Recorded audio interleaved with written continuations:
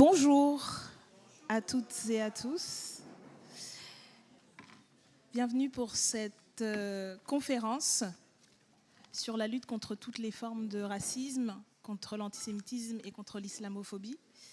Je suis Danielle Obono, députée de Paris, du 18e et du 19e arrondissement, membre du groupe de la France Insoumise Nouveau Front Populaire, membre de la commission des lois à l'Assemblée depuis que j'ai été élue en 2017. Cette commission des lois constitutionnelles, de l'administration générale de l'État, s'occupe notamment des questions liées à la justice, à la police, aux droits et libertés fondamentales.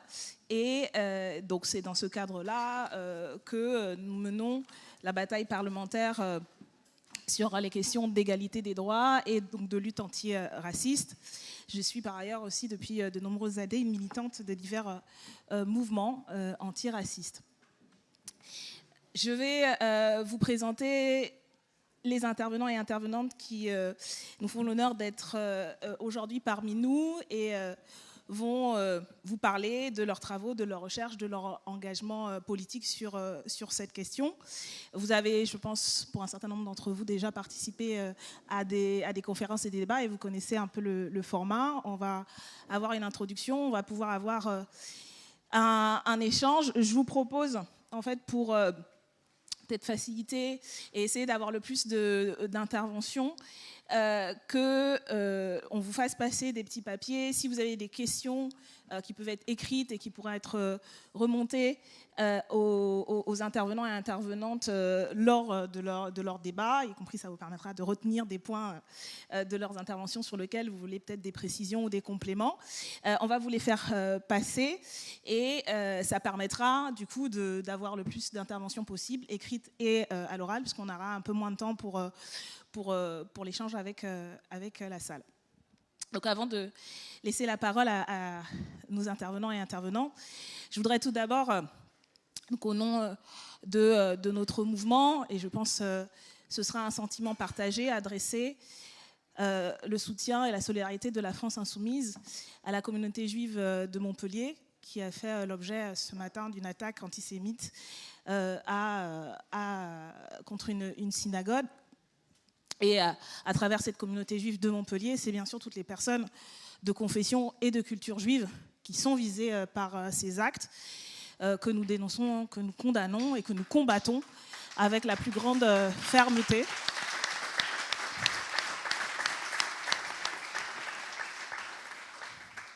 Et c'est malheureusement une des illustrations de ce dont nous allons parler aujourd'hui, de la question du racisme, son ancrage, sa permanence, sa persistance. Nous avons régulièrement, lors de nos amphis, comme dans le cadre de notre travail parlementaire, organisé ce type de formation dès les premiers jours de ces amphis, à l'occasion d'un atelier sur la question race, racisme et antiracisme. Une formation et à l'occasion notamment de colloques parlementaires que je co-organise avec des collègues à l'Assemblée nationale, également aborder ces questions-là. Pourquoi est-ce que c'est pour nous un enjeu, pas accessoire mais central, parce que nous sommes des militants humanistes, antiracistes, et que nous considérons que la question du racisme est une question centrale dans notre stratégie politique, qui est une stratégie d'unir et d'unifier notre camp social, notre peuple, toutes celles et ceux qui ont intérêt objectif et subjectif à changer la manière dont ce monde fonctionne à travers ces hiérarchies, ces rapports de force, de domination et d'exploitation. Et le racisme est une de ces structures fondamentales de nos sociétés contemporaines. Et c'est donc un enjeu pour nous fondamental et vital de s'attaquer à ces structures, de comprendre comment elles fonctionnent, quelle est leur origine, parce qu'elles ont une origine. Nous sommes d'une tradition politique matérialiste qui considère que les choses n'apparaissent pas comme ça, du jour au lendemain, ni que les phénomènes sont uniquement d'une nature individuelle. Et donc, c'est aussi de la nécessité de comprendre et d'analyser la question du racisme et de comment fonctionne ce système que vient les choix que nous faisons dans notre programme d'avoir ces débats-là et de à la fois s'éclairer, s'armer intellectuellement et se mobiliser pour s'engager concrètement pour les combattre, ces structures d'oppression, de hiérarchisation, de domination. Voilà. Ces quelques mots introductifs que je voulais porter pour commencer cette conférence.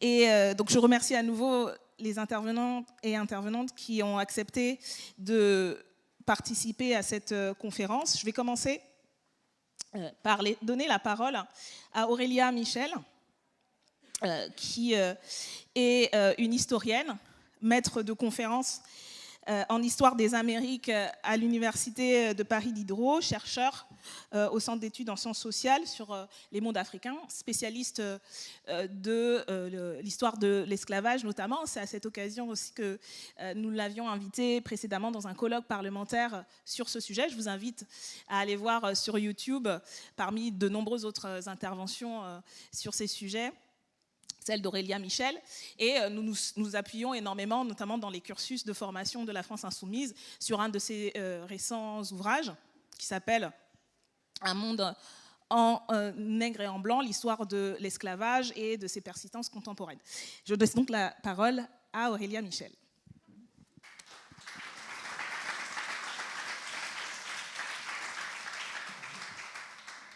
Merci beaucoup Daniel. Bonjour à toutes et à tous, bonsoir.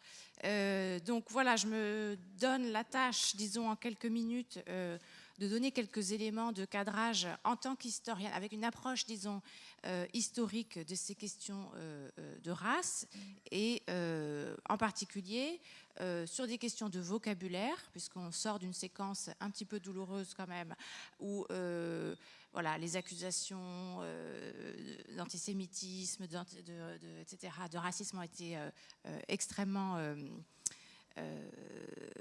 voilà, un piège, disons, tendu qui a consisté à opposer antiracisme et la dénonciation de l'antisémitisme. Donc ça, c'est important de revenir là-dessus. Pour en fait essayer d'expliquer très simplement, rapidement, qu'est-ce que c'est, comment on peut comprendre ce qu'est un rapport de race, ce que sont des rapports de race dans la société actuelle, contemporaine, et donc qu'est-ce qui est convoqué là-dedans et qui permet ensuite de défaire les mécanismes de ces rapports de race. Alors, d'abord, je voudrais dire que antisémitisme et racisme relèvent d'un processus commun, sont bien sûr à identifier, à distinguer dans les symboliques qu'ils convoquent par exemple, dans leur histoire, mais que historiquement il y a bien un processus commun qui font qu'il est impératif de nouer ensemble en fait l'analyse et la lutte contre l'antisémitisme et le racisme. Pour le comprendre, une manière de le voir, c'est de dire que il y a bien dans les sociétés, notamment européennes, on le voit très bien d'ailleurs aujourd'hui, ce qui relève d'affects, affects antisémites, affects racistes, islamophobes, etc., qui ont des temporalités assez longues, qui dépassent souvent le temps politique et la question des élections pour qui on vote, etc., qui changent assez peu rapidement. Et ça, c'est un enjeu majeur pour nous. Il y a la question de la manipulation que l'on peut faire de ces affects pour accéder au pouvoir. Et ça, c'est clairement une stratégie, historiquement, qui a toujours été celle de l'extrême droite, de s'appuyer sur ces affects pour conquérir le pouvoir. Et là aussi, on vient de vivre une séquence très compliquée, enfin très dangereuse à ce propos. Et puis, il y a la question des structures qui produisent ces affects. Et ces structures, elles sont bien plus larges, elles sont économiques, elles sont sociales. En l'occurrence, là, on va parler très simplement de la reproduction de l'économie capitaliste, qui a une base coloniale et donc qui s'est appuyée historiquement sur le racisme.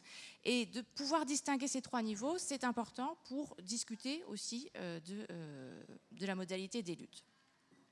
Alors, très rapidement, je souhaite le faire, distinguer donc antisémitisme, islamophobie, négrophobie peut-être, enfin je n'utilise pas tellement le terme, mais disons plus largement ce qui relève du racisme d'origine coloniale. Sur l'antisémitisme, on peut définir comme ça, il y a pratiquement depuis la naissance du judaïsme, c'est-à-dire en tant que culture diasporique qui s'est développée depuis le 1er siècle de notre ère, au moment où ce qu'on appelle le judaïsme aujourd'hui, il y a toujours immédiatement eu de l'anti-judaïsme. Et ça, dans toutes les sociétés où des communautés juives se sont installées, il y a eu voilà, les communautés juives, l'identité juive a été vécue comme une menace par les sociétés dominantes, par les catégories dominantes, et cette menace a été instrumentalisée pour aussi conserver ou conquérir le pouvoir dans ces sociétés qui accueillaient où étaient présentes les communautés juives. Là, le mot antisémitisme, c'est la forme la plus contemporaine de cet anti-judaïsme spécifique à l'Europe, et je dirais c'est la forme racialisée. Hein, c'est un anti-judaïsme qui est racialisé, qui racialise les juifs, et je vais expliquer pourquoi dans quelques instants ce que ça veut dire. Alors, il y a plein de situations où l'antisémitisme, enfin, où l'anti-judaïsme, disons, a été structurant. Hein. Les royaumes chrétiens du XVIe siècle se sont appuyés sur l'antijudaïsme pour se construire. Toute l'Europe centrale de l'Est, l'Empire russe du XIXe siècle également. C'est encore le cas aujourd'hui dans plein de régions du monde, notamment dans le monde arabe, avec des formes qui sont aussi inspirées de l'antisémitisme européen. Et c'est une situation qui est susceptible de ressurgir dans tout type de société qui se définit comme sous la forme d'une nation, hein, qui va définir qui appartient, qui n'appartient pas à la nation. Ensuite, et ça c'est aussi important de le comprendre, le poids historique de l'islamophobie. Alors l'islamophobie est peut-être le terme contemporain, mais c'est un affect de très très longue durée qui a également structuré politiquement l'identité européenne, hein, depuis l'époque médiévale. Et même, c'est ce qui détermine pratiquement le terme d'Occident, hein, qu'on utilise aujourd'hui, en opposition au terme d'Orient. Et donc, depuis la naissance de l'islam au 7e siècle, la lutte contre les infidèles, les Sarrasins, les Arabes, etc., a été toujours une source de construction du pouvoir. Hein. Pouvoir militaire, pouvoir politique, les noblesses féodales du Moyen-Âge, les royaumes chrétiens ensuite, les croisades, etc. Et c'est resté fondamental dans toute l'expansion coloniale de l'Europe depuis le XVIe siècle, puisque la figure de la lutte contre les infidèles a été celle de la conquête, qui a servi de modèle politique à la conquête des Amériques, et ensuite toute la colonisation voilà, ce qui était l'Empire ottoman du Maroc jusqu'au Moyen-Orient. Donc la figure antagoniste du musulman, hein, qu'on appelait avant l'infidèle, elle aussi, c'est le cas aussi pour l'antijudaïsme, a été racisée au XIXe siècle. Hein, parce qu'à ce moment-là, on l'a incorporé à une grille raciale, un discours sur les races qui s'est formé donc au tournant du XIXe siècle et qui, donc j'en viens à une troisième figure, qui a constitué une matrice essentielle du capitalisme occidental. Alors cette matrice, elle s'appuie sur une troisième figure fondamentale, qui est la figure de l'esclave. Parce que cette figure de l'esclave, elle a été donc un dispositif central du développement européen, qui s'est fondé sur une entreprise de colonisation, hein, depuis le XVIe siècle, c'est-à-dire la production de richesses à partir de populations, de territoires, de minerais, d'écosystèmes qui étaient extérieurs aux sociétés européennes, qui ont été intégrés à l'écosystème économique européen, mais sans cesse maintenus comme extérieurs, hein, maintenus en extériorité, tout en étant à l'intérieur et nécessaire, bien sûr, à l'économie européenne. Voilà. Et dans ce dispositif complexe, le recours à l'esclavage, à l'institution de l'esclavage, est décisif, car c'est cette institution, l'esclavage, qui permet de maintenir ce paradoxe intérieur-extérieur, hein, dans cette forme de domestication, on pourrait dire, dans les sociétés européennes.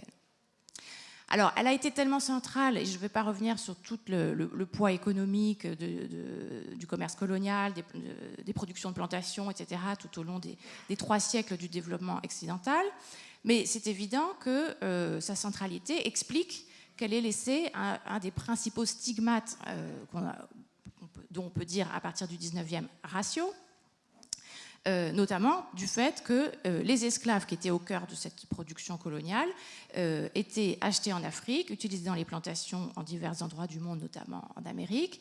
Et depuis le XVIIe siècle, il y a une association entre la figure de l'esclave et la figure de l'Africain, d'où le terme noir et le poids, disons, historique de cette mémoire dans les représentations des personnes noires d'origine africaine ou d'origine métisse. Et donc c'est cette économie plantation qui produit une lecture des rapports sociaux qui est liée ou qui est interprétée par la couleur de la peau. C'est à partir de ce moment-là. Mais plus encore, au-delà des populations d'origine africaine, le stigmate racial s'étend rapidement à toutes les populations colonisées ou qui sont intégrées d'une manière ou d'une autre à l'empire colonial.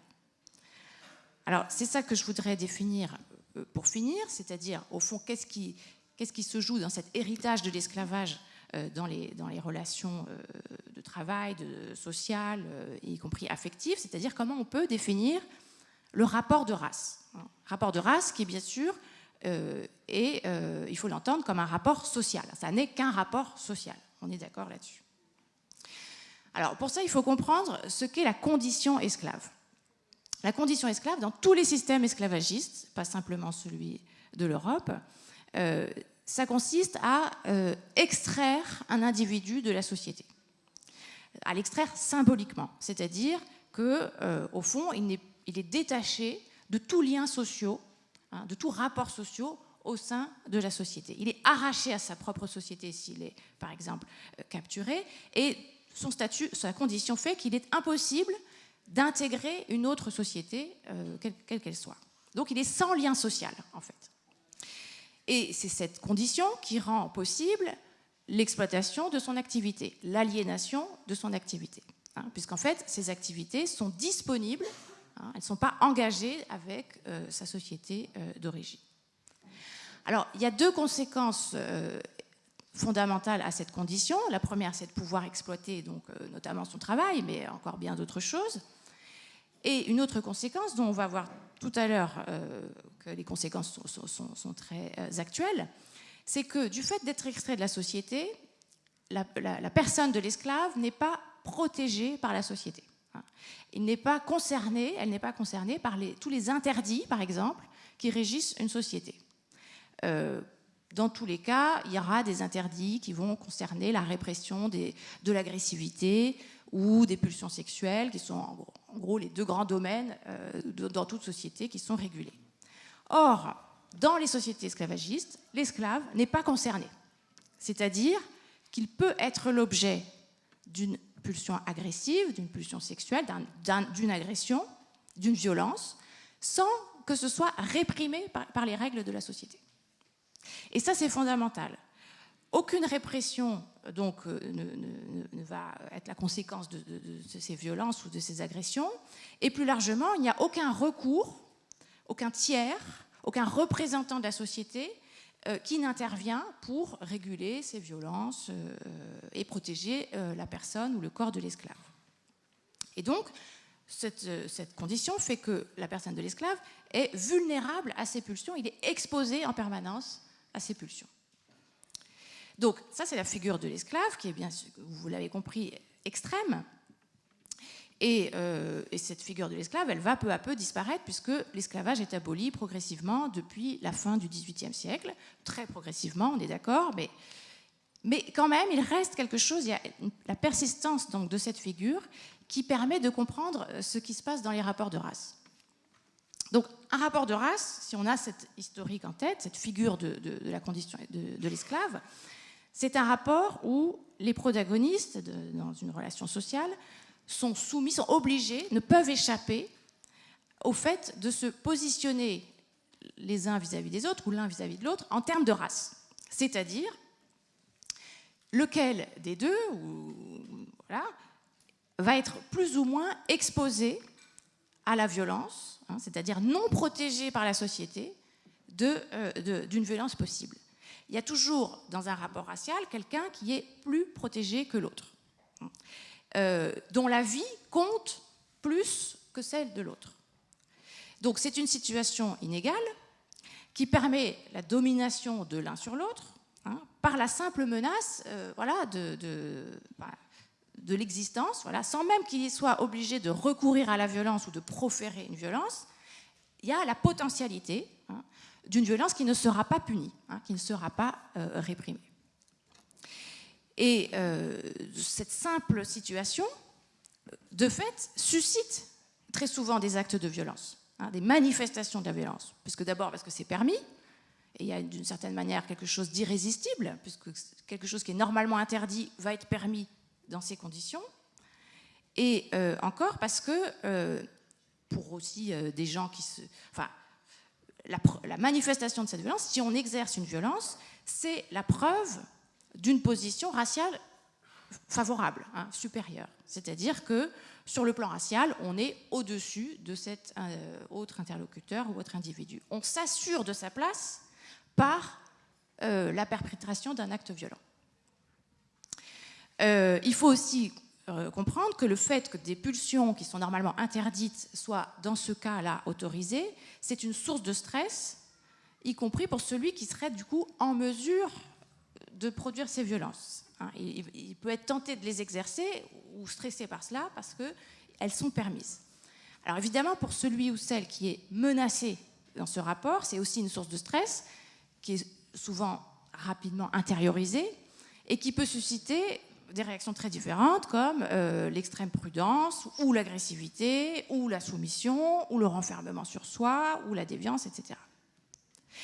Donc pour terminer, je pense que c'est important de se souvenir de cette figure de l'esclave qui définit finalement les rapports de race et montrer que les trois figures dont on a parlé, le juif, le musulman, l'esclave noir, ont été structurantes donc, dans l'histoire européenne, mais que cette dernière figure de l'esclave est sans doute la plus importante pour comprendre l'ordre social contemporain, puisqu'elle est un pivot du développement du capitalisme impérialiste, colonialiste, non seulement envers les populations concernées par cette colonisation, mais aussi en interne, dans la formation de la communauté politique contemporaine, c'est-à-dire sous la forme d'État-nation qui s'est développée à partir des révolutions du XVIIIe. Et donc, dans cet ordre social, la question est toujours qui appartient moins, appartient pas du tout, est susceptible de ne plus appartenir à la communauté politique. Et c'est ça qui détermine le rapport de race, et c'est ça qui permet aussi que se construisent des dominations économiques, puisqu'on va pouvoir de cette manière exercer une pression, maintenir des situations d'inégalité, de précarité, de vulnérabilité, et qui a été évidemment crucial pour le soutien de l'économie occidentale depuis le début du XIXe siècle.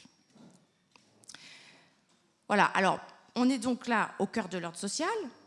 Là, je parlais évidemment du troisième volet, c'est-à-dire les structures qui produisent ces affects.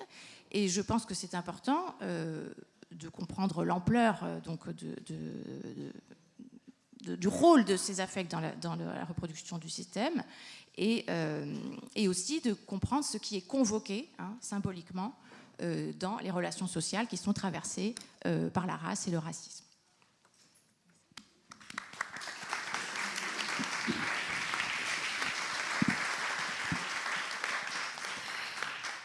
Merci.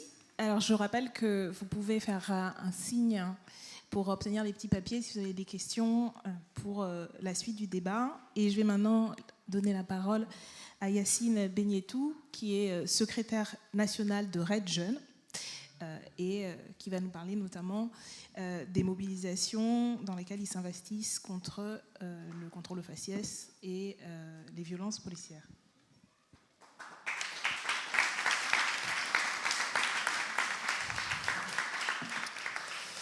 Bonjour à toutes et tous. Alors déjà, donc je vais commencer par vous expliquer un peu ce qu'est Red Jeunes et tout ce qu'on met en place et la stratégie politique qu'on essaye de développer depuis maintenant 3 ans. Donc RAID, c'est une organisation de jeunesse qui est née donc, il y a 3 ans dans le Val-de-Marne, dans le 94, qui aujourd'hui s'est développé dans beaucoup de banlieues en France, donc déjà dans la banlieue parisienne, mais également dans la banlieue lyonnaise ou encore à Lille. Et voilà, donc ce qu'on essaye de mettre en place, c'est un espace politique inclusif pour les jeunes issus de l'immigration, pour les jeunes qui habitent en banlieue et qui peut-être parfois ne s'y retrouvent pas dans les pratiques militantes des organisations politiques traditionnelles. Parce qu'en fait, la réalité, c'est qu'à RAID, ce qu'on essaye de mettre en place, c'est au-delà d'une organisation politique militante, c'est un véritable laboratoire d'analyse politique. L'idée, c'est qu'on aille véritablement sur le terrain, donc je vais vous expliquer ensuite la campagne qu'actuellement on met en place, mais qu'on réussisse à élaborer des grilles d'analyse de la société, notamment du racisme et de l'islamophobie, des violences policières, qu'on arrive à établir des grilles d'analyse et surtout qu'on arrive à les établir avec celles et ceux qui les subissent avant toute chose. L'idée, c'est de donner aussi des armes et des clés aux personnes qui subissent le racisme avant tout. Voilà. Donc, moi, je vais beaucoup vous parler donc, du contrôle aux faciès, mais avant ça, je vais vous parler de l'islamophobie et de l'épreuve sociale que représente l'islamophobie pour les personnes qui la subissent et de la réponse souvent qu'on peut avoir quand on rencontre des jeunes. Alors, je tiens d'ailleurs d'abord à signaler que je ne vais pas essentialiser les quartiers populaires durant mon intervention. La réponse ou les réponses qu'on a pu avoir de la part des jeunes ne sont pas une vérité générale et c'est justement une erreur qu'il ne faut absolument pas faire, je pense, quand on milite dans les quartiers. Alors, s'agissant donc de l'épreuve sociale que représente l'islamophobie, il faut savoir qu'il y a eu une création, je rejoins ce que vient de dire Aurélia, il y a une création d'un ennemi de l'intérieur, en fait, d'un problème musulman qui existe en fait finalement depuis très longtemps.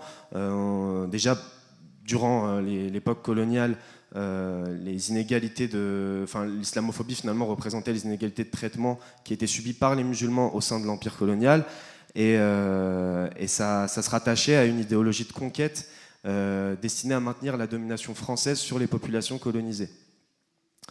Donc toujours avec cette mission civilisatrice qui caractérise beaucoup l'esprit français, face à une religion qui va être qualifiée de barbare. Et c'est important pour moi de rappeler en fait cette époque coloniale. Je ne suis pas chercheur, je ne suis pas historien. Encore une fois, c'est dans les grilles d'analyse qu'on met en place, on essaye quand même de faire de la recherche. Et en fait, rappeler cette période, ça nous permet aussi de mettre en place un continuum colonial qui peut exister, qui existe entre cette époque et ce que subissent aujourd'hui beaucoup de jeunes dans les quartiers. Alors, déjà, je vais parler d'une chose, d'une des expressions du contrôle aux faciès, d'une des expressions de la violence islamophobe et raciste que peuvent subir les musulmans, qui concerne les femmes. Donc je vais vous parler bien sûr du rapport violent qui existe dans la société française à l'égard des femmes musulmanes qui portent le voile. C'est un rapport qui est encore plus violent. Je pense que il est nécessaire de rappeler qu'aujourd'hui, tout ce qui a lieu, donc toutes les polémiques qui arrivent chaque année, que ce soit avec l'abaya, que ce soit avec les pressions sur des magasins de vêtements qui mettent en place des tenues de sport pour les femmes voilées, ou voilà, tout ce qui a lieu depuis chaque année, ça se rattache aux pratiques de l'empire colonial. Fanon parlait à l'époque des cérémonies de dévoilement des femmes, qui étaient pratiquées d'ailleurs par beaucoup de femmes de généraux, parce que donc la femme du général Salan en Algérie, à l'époque, pratiquait ces cérémonies de dévoilement. On faisait monter, Fanon qui détaille ces pratiques-là dans l'enceinte de la révolution algérienne, donc on faisait monter des femmes voilées sur des podiums pour brûler leur voile comme signe d'émancipation.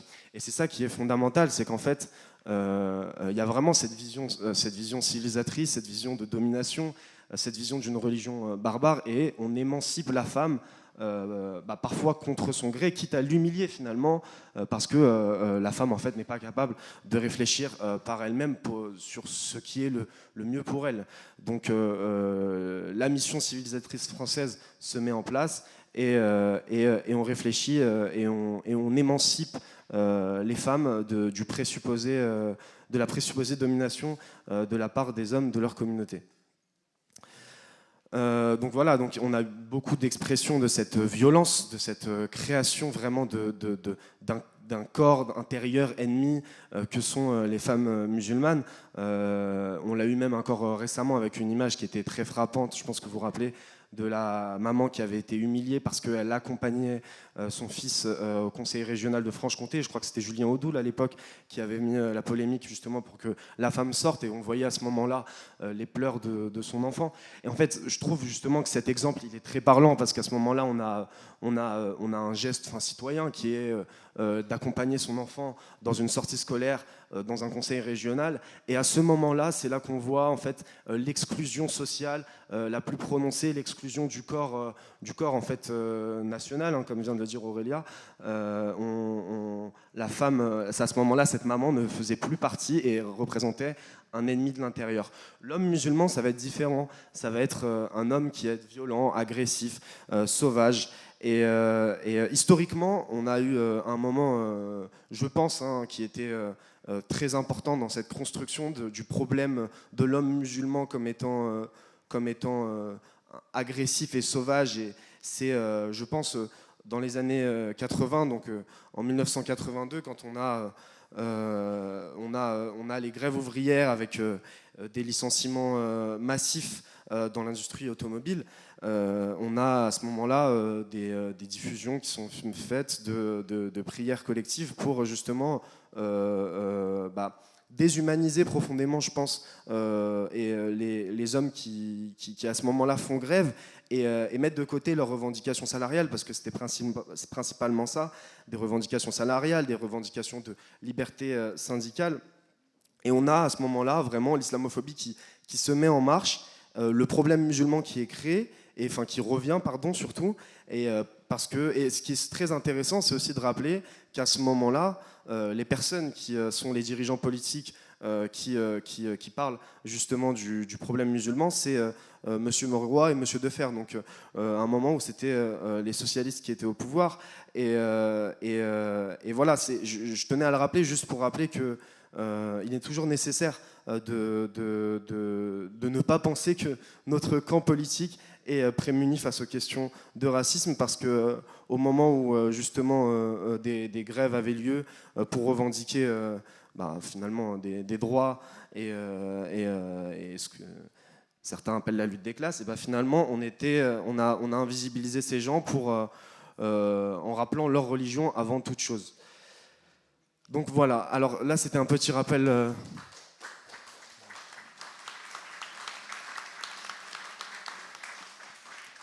Alors c'était un petit rappel historique que je pense nécessaire. Encore une fois, je parle sous le contrôle de l'historienne qui est à ma gauche, mais je pense que c'est nécessaire parce qu'on comprend mieux en fait cette création de l'ennemi de l'intérieur, et qui est très importante pour comprendre ce que peuvent ressentir aujourd'hui et ce que peuvent subir surtout les musulmans et les jeunes musulmans aussi, je vais y revenir. Donc, je vais citer un sociologue qui s'appelle Marwan Mohamed et qui a parlé d'islamophobie et qui disait quelque chose que je trouvais très intéressant, c'est que l'islamophobie finalement, contrairement aux autres formes d'expression du racisme, est beaucoup plus subtile et vicieuse, je trouve. L'islamophobie, alors il y a eu des grandes expressions d'actes islamophobes très forts. Je pense à la mosquée de Bayonne, je pense encore à la mosquée de Lyon, du quartier de Croix-Rousse, je crois, qui en 2024 récemment s'est fait taguer. Mais en fait, l'islamophobie, c'est au quotidien, ça structure les rapports sociaux des individus, de tout le monde. Et donc je vais citer Marwan Mohamed. Marwan Mohamed dit que le cœur de l'islamophobie s'inscrit dans un climat général d'hostilité sous la forme d'actes de basse intensité, pas toujours intelligibles, L'épreuve de l'islamophobie produit des situations d'illégitimité permanente alimentées par un climat de suspicion. Alors voilà, c'est important parce que pour comprendre que, et ensuite je vais y revenir, pour comprendre la réponse justement des personnes qui subissent l'islamophobie, Marwan Mohamed, ensuite dans son analyse, signalait que les personnes qui le subissent ne font pas forcément face, mais font avec. Et il est là tout le problème de l'islamophobie, c'est que l'islamophobie, on ne va pas la voir comme... elle ne va pas être forcément visible. Par contre, ceux qui la ressentent et font avec. Et en fait, il y a un fatalisme et une acceptation qui se met en place et un état d'alerte permanent pour ne rien laisser transparaître parfois de sa religion. On met en place des stratégies d'évitement. Et ça fait que d'ailleurs, même là je vais reprendre la Commission nationale consultative des droits de l'homme qui disait que c'est très difficile de chiffrer les actes islamophobes parce qu'ils sont rarement signalés par les victimes qui n'ont pas forcément déjà confiance en la police, au système pour signaler ces actes et qui n'ont pas, ne font pas confiance. En fait, voilà, il y a cette stratégie d'évitement qui fait que on l'accepte et on essaye de faire avec. Et donc voilà. Et d'ailleurs, si on analyse les revendications et les grands mouvements qui ont eu lieu contre l'islamophobie, c'est souvent sur des lignes défensives et pas des revendications identitaires comme essaye d'avancer l'extrême droite, que ce soit la marche contre l'islamophobie en 2019 qui répond justement à l'attaque de la mosquée de Bayonne. Il y a toujours une défense, c'est toujours une défense à une attaque islamophobe, les revendications les revendications antiracistes à ce niveau-là. Donc voilà. Là, je vais vous parler de ce qui se passe quand on peut, nous dans notre campagne. Je vais vous parler aussi d'un concept qui a été développé beaucoup par Mathieu Rigouste, qui est le concept de socio-apartheid. Et en fait, je vais le relier justement à cette stratégie de création d'un ennemi de l'intérieur et qui aujourd'hui se voit beaucoup, nous dans nos campagnes on le voit, se voit beaucoup dans les villes dans lesquelles on agit. Là, aujourd'hui, nous, on travaille beaucoup sur la ville de Sartrouville dans le 78. Je vais vous en parler rapidement ensuite. Mais donc, je vais juste citer Mathieu Rigouste quand il parle de socio-apartheid. Il parle d'un système de mise à l'écart et de séparation socio-raciste non pas supporté par une structure juridico-administrative explicitement raciste, comme en Afrique du Sud, mais par l'ensemble des discriminations sociales, économiques et politiques, ainsi que des frontières symboliques et idéologiques.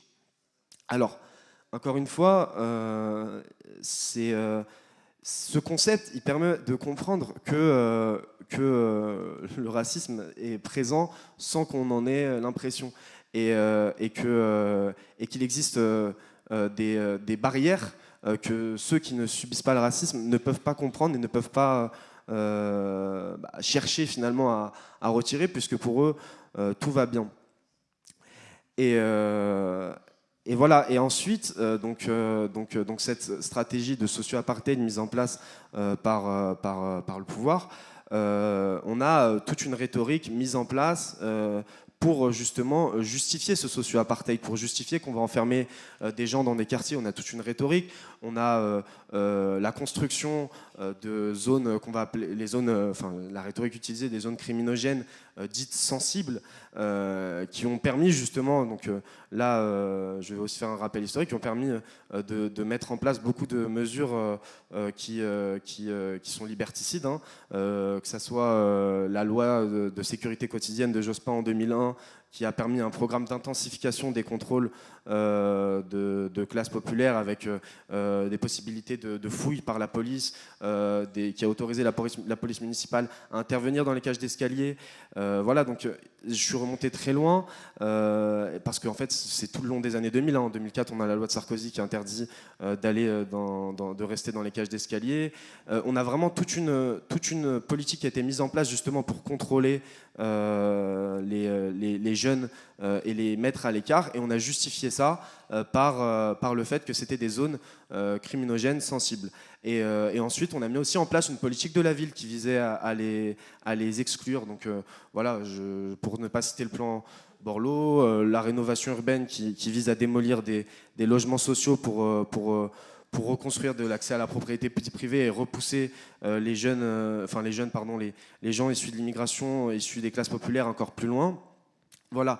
Et on a des procédures de surveillance constantes qui ont été mises en place avec des brigades de police qui sont spécialisées dans ça. Donc, je pense surtout par exemple à la brigade spécialisée de terrain, la BST, qui a comme vocation première d'occuper le terrain, justement, d'être présente quotidiennement dans le terrain et de provoquer, surtout de provoquer. Voilà. Et d'être dans le quotidien des gens. Donc voilà. La chose qui est véritablement importante pour nous, c'est que tous ces mécanismes mis en place, tous ces concepts qui ont été théorisés, ils ont une conséquence. C'est qu'il y a des gens qui subissent donc, des violences policières au quotidien qui les banalisent, malheureusement. Et nous, c'est la première chose qu'on a vue. Enfin, moi, je me rappelle d'avoir milité au quartier des Tarterets, c'est au Tarterets, à Corbeil-Essonnes, et aussi donc dans le 78. Et on rencontre beaucoup de jeunes qui considèrent que c'est normal et que finalement, vaut mieux rester dans son quartier. Vaut mieux rester dans son quartier. Moi, à Sartrouville, il y a un truc qui est très frappant. Il y a beaucoup de caméras de surveillance. Et les jeunes savent que quand on va aller dans le centre-ville, là-bas, on va se faire surveiller. Et la police municipale va venir nous voir. Après, il y a tous les propos racistes que la police va pouvoir dire, mais ils vont rester donc chez eux. Et c'est là que toute la logique en fait, de socio-apartheid, elle prend sa dimension, son objectif, c'est ça, c'est finalement d'enfermer les gens chez eux et que les gens qui subissent ça l'acceptent, le banalisent et restent chez eux. Et nous, ce qu'on essaie de mettre en place, c'est des clés d'analyse justement pour sortir de ça et pour réussir à se mobiliser contre ces mécanismes. Voilà.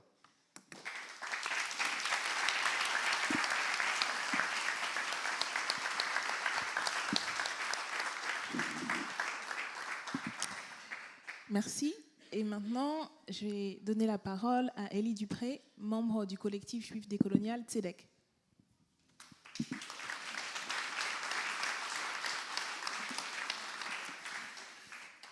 Bonjour et merci. Moi, je vais prendre la parole aujourd'hui au nom du collectif juif décolonial Tzedek. Et je voulais tout d'abord remercier la France Insoumise de nous avoir invités à ces amphis pour cette année. À titre personnel, c'est la première fois que moi je participe aux amphis, mais mon camarade Nadav, avec qui j'ai préparé cette intervention, lui était là l'année dernière et il m'a raconté comment s'était déroulée la table ronde sur le racisme l'année dernière. Je crois que la discussion était déjà animée par Daniel Obono et il participait également William Acker, qui est un militant du droit des Roms et des voyageurs, qui a parlé de la homophobie. Il y avait également Mme Fatou Niang qui a parlé pour savoir de négrophobie. Et pour parler de l'antisémitisme, l'intervenant était Emmanuel de Bono, historien, membre de la LICRA et directeur de rédaction de sa revue.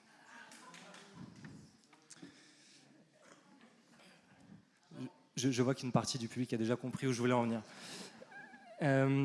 Donc, alors que William Acker et Mme Fatou Niang ont utilisé le temps de parole qui leur était consacré pour parler de homophobie, de négrophobie, du racisme qu'ils pouvaient vivre tous deux, Emmanuel de Bono, pour sa part, a utilisé son temps de parole essentiellement pour porter des accusations contre la gauche, contre le mouvement antiraciste, contre le mouvement féministe, contre le mouvement de solidarité avec la Palestine, et jusqu'à évidemment accuser LFI de complaisance avec l'antisémitisme, pour ne pas dire d'antisémitisme à proprement parler.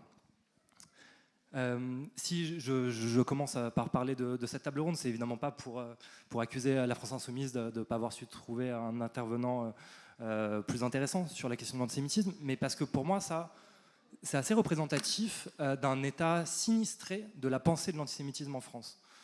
Et voilà, ce sont régulièrement des associations comme la LICRA qui prennent la parole sur ces sujets-là et qui, en réalité, plutôt que de parler d'antisémitisme, mettent en avant un agenda généralement autoritaire au service de l'État et très souvent islamophobe.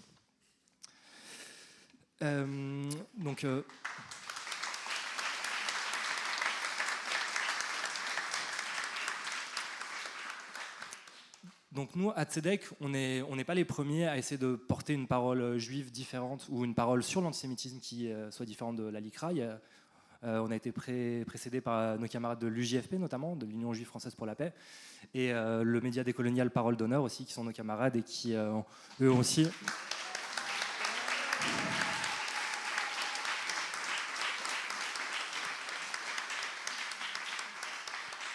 qui eux aussi ont contribué à faire émerger cette parole.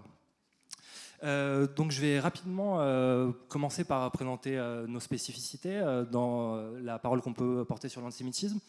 Et le premier point que j'aimerais aborder, c'est le fait qu'à nos yeux, et à la différence par exemple de la LICRA, on considère que l'antisémitisme n'est pas un phénomène distinct du racisme, mais qu'il en est l'une de ses réalisations particulières, comme le sont l'islamophobie, la négrophobie, la romophobie. Donc l'antisémitisme est un racisme, c'est-à-dire à nos yeux un système de domination qui repose sur la construction d'une hiérarchie entre les populations, selon des critères raciaux, et la déshumanisation des personnes non blanches. Je ne vais pas développer parce que l'exposé d'Aurélien Michel était déjà très éclairant sur cette question, mais j'aimerais aussi dire que nous, on s'inscrit dans le champ de l'antiracisme politique, et qu'à ce titre, on critique ce qu'on appelle l'antiracisme moral, qu'incarnent les mouvements antiracistes traditionnels. Et si on critique leur approche, c'est essentiellement pour deux raisons. La première, on considère que leur approche est insatisfaisante parce qu'elle fait du racisme une question individuelle, une question morale. En réalité, le fait de personnes qui manqueraient d'éducation, qui seraient en proie à des peurs irrationnelles, et qu'on pourrait combattre simplement par l'éducation, et qui du coup ne posent pas la question des structures qui produisent le racisme. On considère par ailleurs que cette approche de l'antiracisme moral est inefficace, parce qu'elle reste assez largement déconnectée des situations réelles de racisme et de violence subies par les personnes racisées.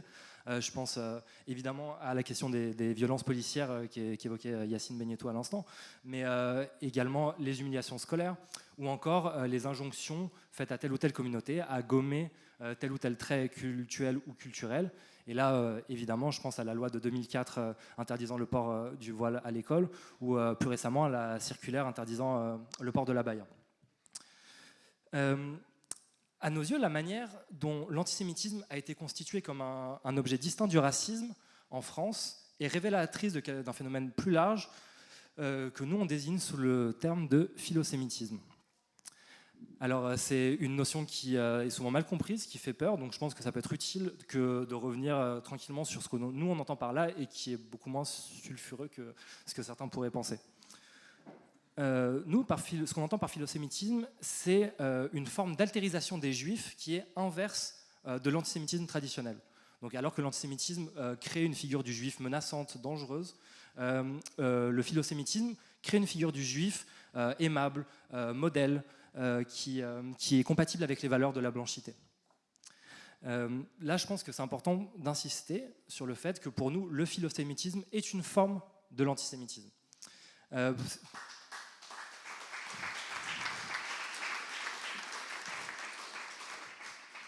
Pour faire une analogie, peut-être pour mieux comprendre ce point, avec le combat féministe, je pense qu'il apparaît clairement à tout le monde qu'un homme qui complimente une femme parce qu'elle correspond à des standards de féminité promus par le patriarcat appartient tout autant au patriarcat qu'un homme qui rappelle à l'ordre une femme qui transgresse ces normes de féminité. Et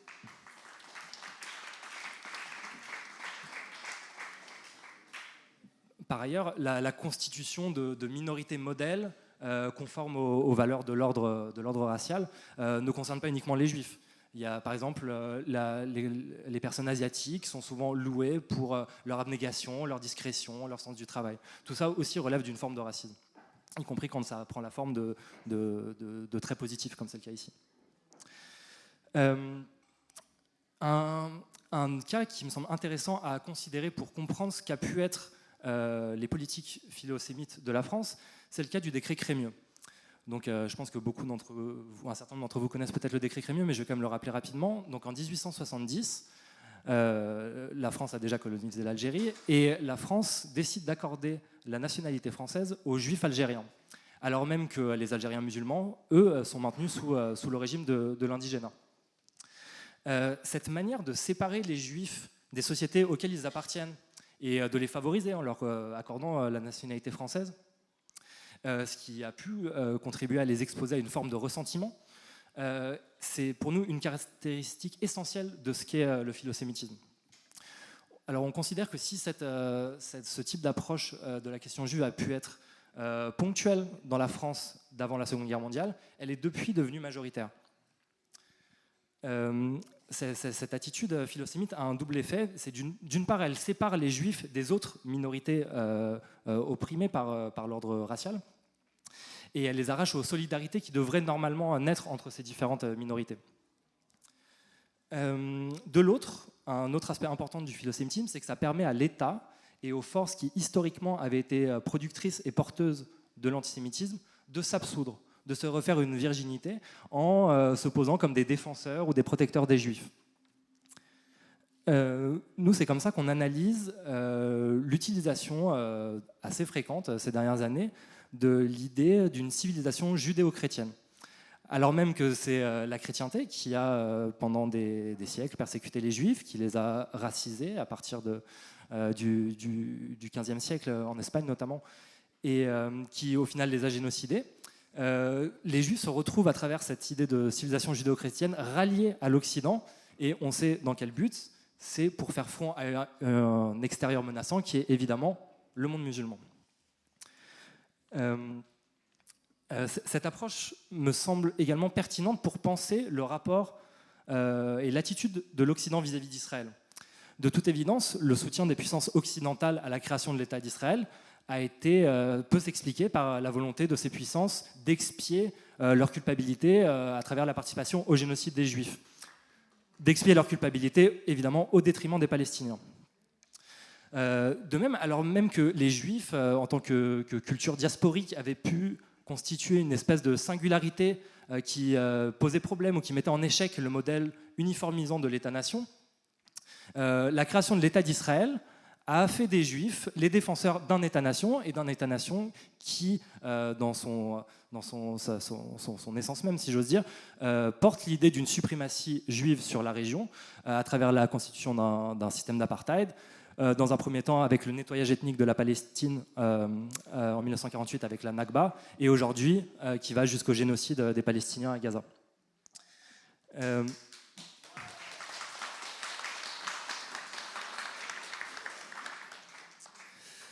Au niveau national, et je pense que c'est apparu très clairement, notamment de ces derniers mois, mais les Juifs servent largement de prétexte à l'État pour mener des politiques répressives, autoritaires et racistes. J'aimerais m'arrêter sur un exemple de ça que je trouve assez éclairant, qui est la loi Sarah Halimi. Donc, peut-être vous en souvenez-vous, en 2017, une femme juive, Sarah Halimi, a été assassinée par un homme pour des motifs antisémites. Et la justice a déterminé qu'il était pénalement irresponsable parce que son discernement était aboli au moment où il avait commis ce meurtre. Cette décision de justice a suscité une très grande indignation, notamment de la part des Juifs, mais aussi de beaucoup de forces politiques qui ont une approche répressive de la lutte contre l'antisémitisme. Et cette indignation a abouti à une loi en 2022, loi dite Sarah Halimi, prise par le gouvernement Macron, qui d'une part durcissait le déchargement de responsabilité dans le cas où quelqu'un aurait eu son discernement aboli parce qu'il avait consommé des stupéfiants.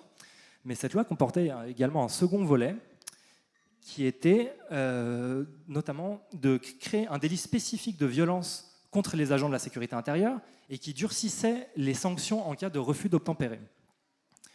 Quand on sait ce que représente le refus d'obtempérer dans les violences policières, à quel point c'est le motif qui est systématiquement brandi pour justifier les assassinats policiers, l'idée que le nom de Sarah Halimi ait pu être donné à une loi qui renforce les violences policières est pour nous assez dégueulasse, je dois dire. De la même manière, depuis le 7 octobre, c'est largement au prétexte de protéger les Juifs que l'État a criminalisé le mouvement de soutien à la Palestine. Donc il y a eu toutes les interdictions de manifestation, notamment au début, sous prétexte que des propos antisémites auraient pu s'y tenir. Il y a évidemment eu toutes les poursuites et les condamnations abusives pour apologie du terrorisme, pour museler les oppositions politiques. Et il y a eu évidemment l'accusation d'antisémitisme brandie constamment contre la France insoumise et tous les autres mouvements qui avaient pris fait et cause pour la Palestine. J'aimerais maintenant faire un point rapide sur ce qu'on appelle le nouvel antisémitisme. Le nouvel antisémitisme est une catégorie dont l'utilisation relève également à nos yeux de ce même philosémitisme. Depuis les années 2000, en France, un certain nombre d'intellectuels réactionnaires ou conservateurs, à commencer par celui qui a forgé cette idée de nouvel antisémitisme en France, Pierre-André Taguieff, ces intellectuels donc, ont popularisé l'idée que la menace qui pesait sur les Juifs n'était plus le fait de la droite, de l'extrême droite et des nationalismes, soit ceux qui historiquement avaient été porteurs de l'antisémitisme, mais que ceux qui menaçaient les Juifs aujourd'hui, c'était les minorités issues de l'immigration postcoloniale et ceux qui les défendaient, c'est-à-dire le mouvement antiraciste et la gauche de rupture. Cette idée a pris une telle importance qu'aujourd'hui, bon nombre de Juifs sont convaincus que la France insoumise représente pour eux une plus grande menace que le Rassemblement national. Le symbole de ce phénomène est bien évidemment la marche contre l'antisémitisme, soi-disant contre l'antisémitisme, du 12 novembre 2023, à laquelle a participé aussi bien le Rassemblement national que les Républicains ou que le gouvernement Macron, qui venait de faire voter la loi immigration, une loi fondamentalement raciste. Et là, on a bien le phénomène que la séparation de l'antisémitisme du racisme a fait que beaucoup de gens peuvent croire qu'il est possible de lutter contre l'antisémitisme en manifestant avec des racismes. À Tzedek, nous, on sait pourtant que l'antisémitisme existe encore au Rassemblement national et que quand le Rassemblement national parle d'interdire le port du voile dans l'espace public ou la viande halal au supermarché ou à la cantine, ça concernera également les kippas et la viande cachère. De la même manière, on sait que les policiers qui ont tué Naël, qui ont tué Lamine, qui ont tué Adama, qui ont tué Amin, Zied et Bouna sont le produit d'un même système que celui qui a conduit une femme juive arrêtée au commissariat il y a quelques mois de cela à être menottée à un banc et à ce qu'on lui arrache sa perruque dans une forme d'humiliation. À nos yeux, le philosémitisme nous met doublement en danger. D'une part, parce qu'il réhabilite ceux en qui on ne peut avoir aucune confiance, mais également parce qu'il nous expose au ressentiment populaire à travers le spectacle constant du deux poids, deux mesures. Là, ça a été particulièrement saisissant depuis le 7 octobre, mais les pires propos racistes, islamophobes, négrophobes, homophobes peuvent être tenus sans aucune conséquence sur les chaînes de télévision. Par contre, le moindre propos d'un militant de gauche ou antiraciste va être scruté, disséqué pour voir s'il ne pourrait pas s'y loger quelques tropes ou dog whistle antisémites.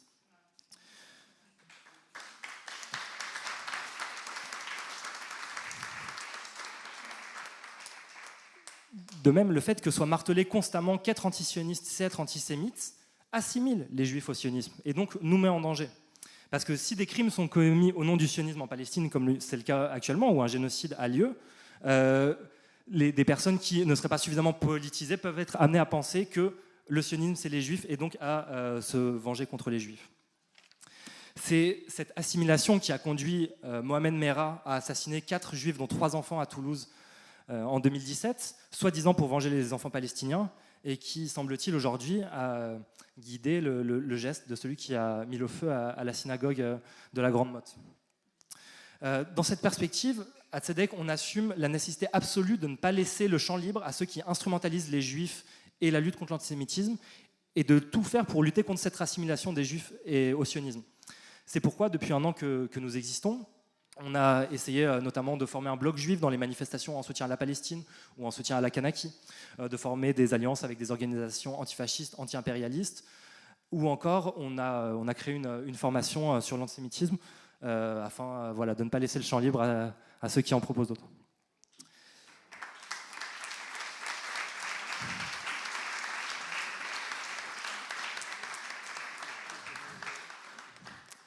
Je vais conclure, mais je me souviens qu'après le meurtre de Naël, Jean-Luc Mélenchon avait déclaré quelque chose qui personnellement m'avait beaucoup touché. Il avait dit « Je n'appelle pas à la paix, j'appelle à la justice ». Et ça nous parle d'autant plus, nous, à Tzedek, que Tzedek veut dire justement justice. Et donc ce qu'on porte notamment en Palestine, contrairement à certains qui se drapent dans l'idée de la paix d'une manière assez idéaliste et dépolitisante, nous, on n'appelle pas à la paix en Palestine, on appelle à ce que justice soit rendue au peuple palestinien.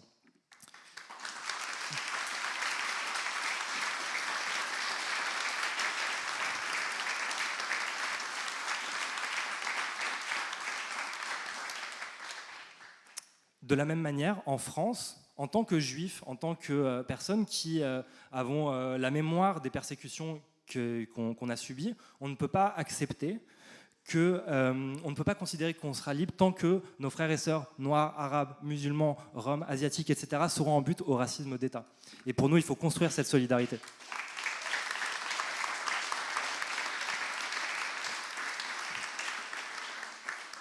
Et c'est pour ça que, de la même manière que Fanon disait, quand on parle des Juifs, tendez l'oreille, on parle de vous. Aujourd'hui, ce que nous, on aimerait dire aux Juifs, c'est le contraire. Quand on parle des Noirs, des Arabes, des musulmans, tendez l'oreille, on parle de vous aussi. Merci.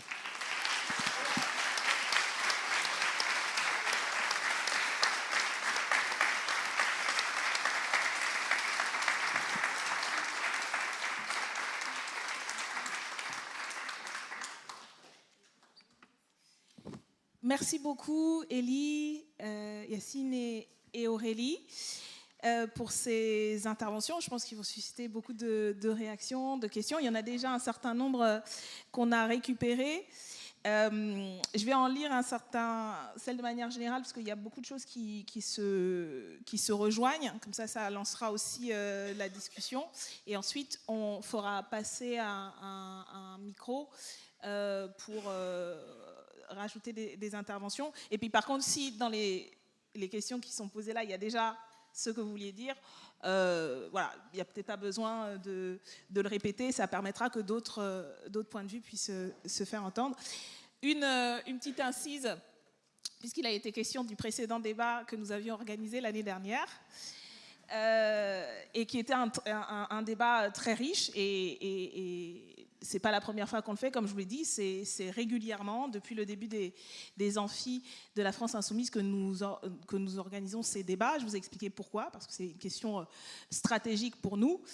Et je tiens à renouveler le fait que nous sommes ouverts et ouvertes à des discussions avec toutes les organisations qui se revendiquent du mouvement antiraciste, de la gauche, du progressisme, y compris des organisations qui ont des critiques très dures à notre égard. C'est le cas de la LICRA. Je tiens à dire que l'intervenant, M. de Bono, a eu, au-delà des critiques qu'il a exprimées, un comportement extrêmement respectueux, et on a eu des échanges cordiaux en assumant un certain nombre de désaccords.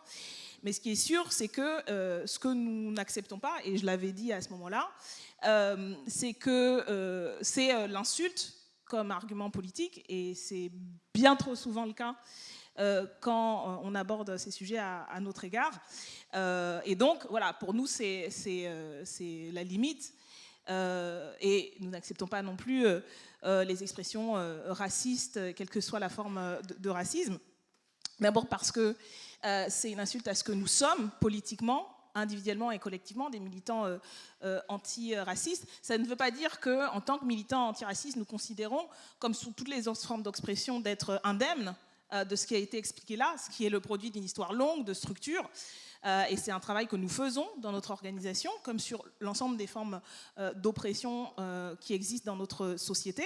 Et donc, c'est aussi pour ça que nous faisons ces formations-là, des formations théoriques sur le racisme comme un ensemble et sur les spécificités des différentes formes de racisme. Mais nous refusons les insultes, les injures qui ont en fait un objectif politique de disqualification de ce que nous portons et qui affaiblissent précisément le mouvement et l'unité antiraciste que nous voulons construire. Au-delà de ça, et comme c'est le cas par ailleurs, pas simplement sur la question de la lutte antiraciste, mais sur l'ensemble des débats auxquels vous avez pu assister, il y a des intervenants de différentes organisations, de différentes sensibilités politiques, y compris avec lesquelles on a des désaccords, on peut avoir des désaccords, mais nous pensons fondamentalement que le débat théorique, y compris la critique, la contradiction, font avancer, font éclairer, et nous serons toujours ouverts à l'avoir de manière respectueuse et constructive avec tous et toutes celles et ceux qui seront prêts à le faire. Et nous sommes donc heureux d'avoir pu avoir ces échanges avec un représentant de la LICRA qui a eu un comportement respectueux, comme nous sommes heureux d'avoir Tzedek, et nous refusons de stigmatiser qui que ce soit au motif de désaccords politiques, parce que voilà, la politique c'est aussi le débat et d'assumer d'avoir des débats. Voilà, c'était un petit aparté. Alors, il y a beaucoup de questions. Je vais en lister quelques-unes avant on a le temps.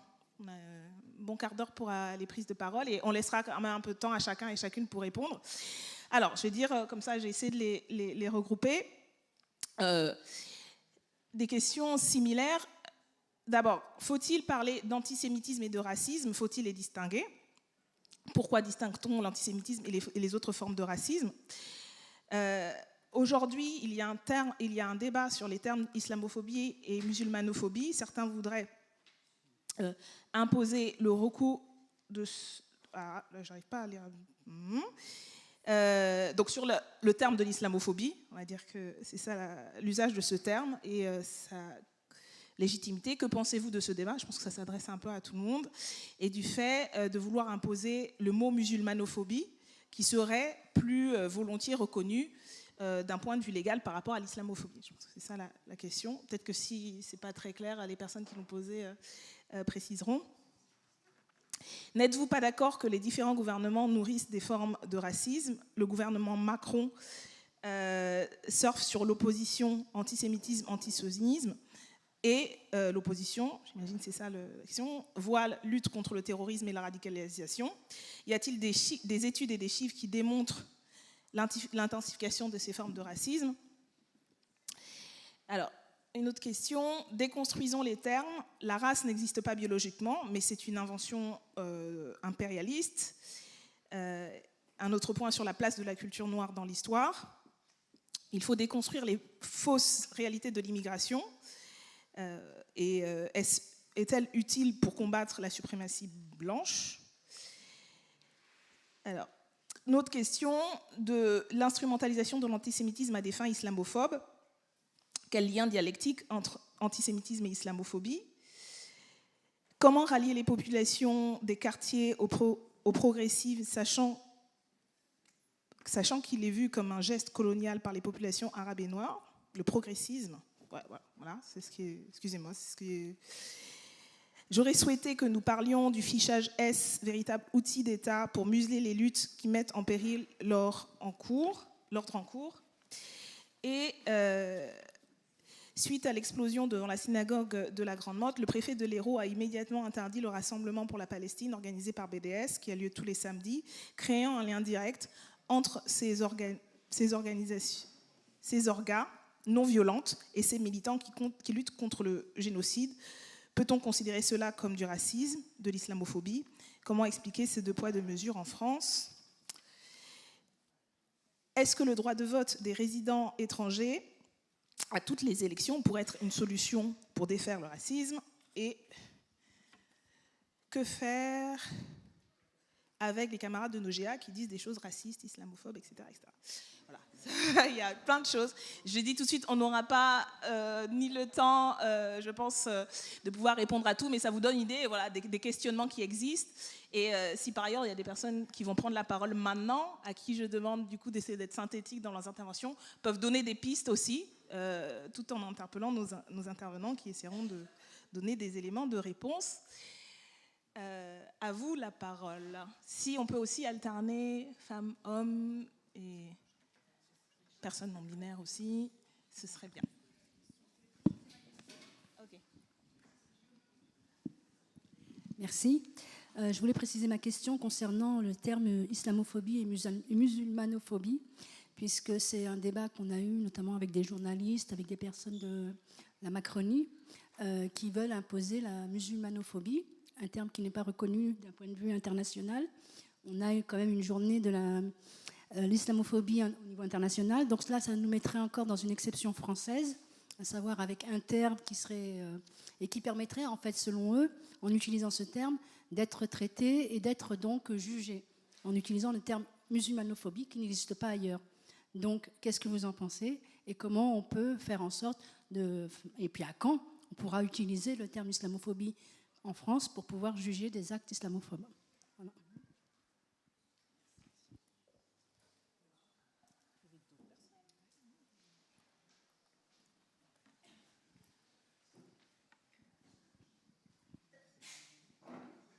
Bonjour tout le monde, merci pour cette conférence.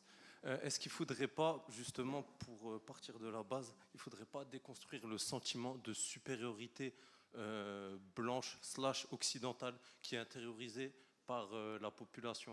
On a beaucoup cité Fanon. Fanon, il a théorisé l'intériorité du sujet colonisé qui se sentait inférieur à l'intérieur. Est-ce qu'on n'a pas dans la population française une sensation de supériorité d'une personne blanche ou occidentale, appelez ça comme vous voulez, par rapport à une personne racisée, bien au-delà de la conscience de classe? Est-ce qu'il ne faudrait pas déconstruire toutes ces fausses vérités depuis la base, c'est-à-dire dans nos livres d'histoire, dès qu'il y a une invention, c'est une invention du monde blanc? Non, Christophe Colomb n'a pas découvert l'Amérique, c'est qu'un exemple, il y en a des milliers. Est-ce qu'il ne faudrait pas partir de justement toutes ces déconstructions-là? Voilà, parce que je le rappelle, c'est un sentiment qui est commun à la fois à Jordan Bardella et à la fois au beauf du PMU.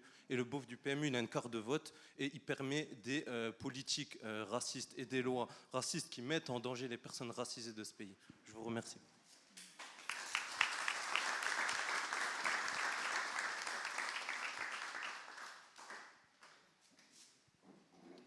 On a dit toutes les questions. On va prendre 2-3 encore interventions avant de laisser la parole. Sinon, on va laisser la parole aux intervenants. Je pense qu'on a fait le tour en fait avec les questions écrites. C'était pas pour vous brider, hein, mais du coup, ça permettait d'en recenser un plus grand nombre.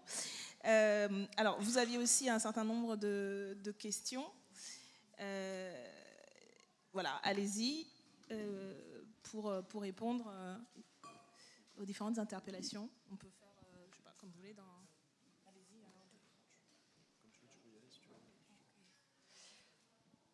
Bon, alors je vais répondre en partie à certaines questions. Peut-être pour préciser la discussion sur les termes, parce qu'elle est effectivement importante, intéressante, même si ça ne sert à rien de courir après des termes qui fonctionnent, comme vous dites, à partir du moment où il y a une législation qui existe, etc. Bon. Mais simplement pour dire que le fait de distinguer en fait au sein du racisme, antisémitisme, islamophobie, hein, c'est aussi utile pour comprendre quels imaginaires sont convoqués dans ces rapports de domination. Alors, on peut dire que tous prennent une forme raciale, racisée depuis le développement de l'empire colonial européen et français en particulier, mais que ce racisme s'appuie sur des imaginaires différents. Et c'est pour ça que là, la figure du juif historique, hein, depuis le 1er siècle chrétien, est importante pour comprendre les mécanismes et ce qui se joue dans l'antisémitisme. Et notamment le rôle qu'on fait jouer à cette figure du juif dans l'exercice du pouvoir. Et là, je rejoins tout à fait l'analyse que Elie a faite sur le rôle que joue le philosémitisme, on pourrait dire, en tout cas la défense des Juifs, pour l'exercice et la conservation du pouvoir. Et c'est vrai que là, c'est un registre différent de ce qu'on va avoir dans la relation islamophobe ou dans l'exercice de la domination islamophobe, qui elle aussi convoque un imaginaire qui est très ancien et qui remonte à cet antagonisme chrétienté-islam. Et là, je réponds à une question qui m'a été posée ici. Effectivement, dans cet antagonisme, la chrétienté sous la forme de ses institutions, c'est-à-dire de l'Église, a été extrêmement importante pour construire, reproduire, alimenter cet antagonisme et construire en permanence cette figure de l'ennemi. Pour autant, à partir du XIXe siècle, cette figure du juif, cette figure du musulman, elle est aussi porteuse de cette question coloniale, hein, de plus en plus. C'est-à-dire que c'est aussi l'esclave, enfin le reste de la figure de l'esclave, qui reste en permanence dans les relations. Donc il y a il y a plusieurs filtres en fait que subissent au titre de juifs, au titre de musulmans, et au titre de personnes issues d'une histoire coloniale ou d'une domination coloniale, qui évidemment se maintient aujourd'hui. Alors, deuxième chose sur laquelle je voudrais répondre, bien sûr, il y a la question des hiérarchies qui sont... Enfin, on pense souvent l'existence des races et l'installation de hiérarchies.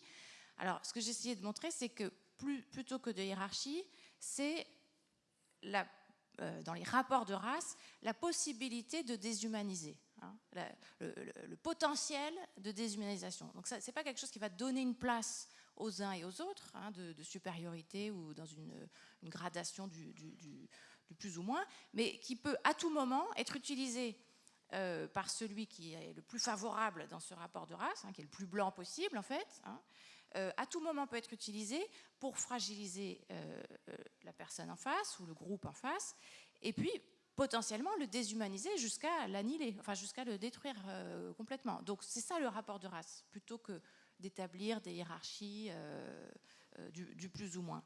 Et donc c'est un phénomène qui se produit en permanence, hein, dans les rapports sociaux, qui se reconduit, qui s'institutionnalise, puisqu'effectivement on va avoir des discours scolaires, médiatiques, enfin, en permanence, qui rétablissent, reconduisent cette possibilité de fragilisation. Voilà, et donc c'est, je pense, important pour pouvoir mobiliser cette idée de race et de rapport de race dans l'analyse qu'on fait des combats à mener.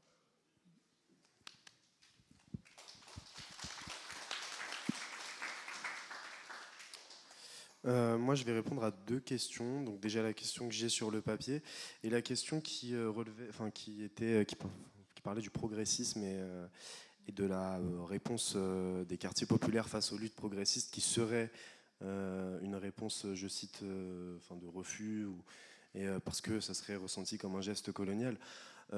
Moi, j'ai commencé ma prise de parole sur une chose, c'est de rappeler que je ne parlais pas au nom des quartiers populaires et qu'il ne faut pas essentialiser les quartiers populaires. Et c'est vraiment fondamental, et je tiens vraiment à le dire, parce que c'est peut-être, je pense, ce qui nous fait le plus défaut dans notre camp politique, c'est de considérer qu'il y aurait une réalité dans tous les quartiers de France, et que les quartiers de France seraient nécessairement contre les luttes progressistes, ou qu'ils seraient nécessairement... Enfin voilà, c'est toute une rhétorique qui est reprise même par nos adversaires politiques, hein, qui parlent de vote communautaire ou autre. Donc vraiment, je pense qu'il ne faut pas se dire qu'il y aurait un rejet des luttes progressistes dans les quartiers populaires, parce que dans une même ville, d'une tour à l'autre, les réponses peuvent être différentes.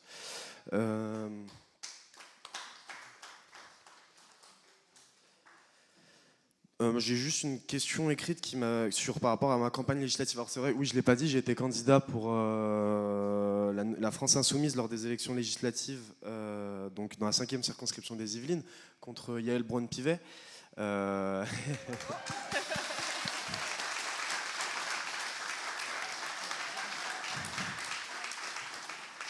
Et donc, avez-vous eu des échos lors de vos échanges avec les jeunes sur les questions de discrimination qu'ils subissaient? Alors oui, c'était central durant la campagne.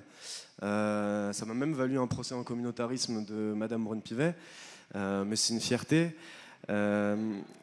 En fait, ce qui s'est passé, c'est que pendant la campagne, donc durant la campagne, vraiment, il y a eu une affaire de violence policière de la part de la police municipale de Sartrouville.